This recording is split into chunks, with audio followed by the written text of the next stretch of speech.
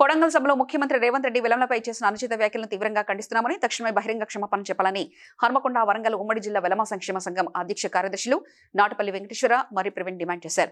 విలేకరులతో మాట్లాడుతూ బాధ్యతాయుతమైన పదవిలో ఉండి వ్యక్తిగత కక్షతో అహంకారపూరితంగా వెల్మలను కించపరిచే విధంగా మాట్లాడడం సరికాదని అన్నారు.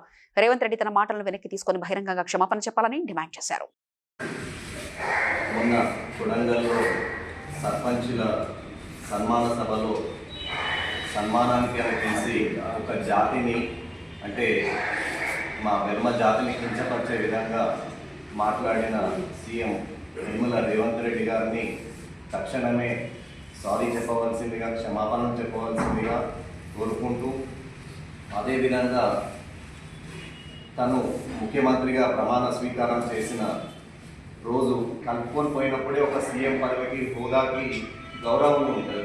కానీ పదే పదే ఒక కులాన్ని దూషిస్తూ పబ్బం గడుపుకోవాలని చూడడం సీఎం గారికి ఎత్తున భారీ ర్యాలీ చేయడం జరిగింది.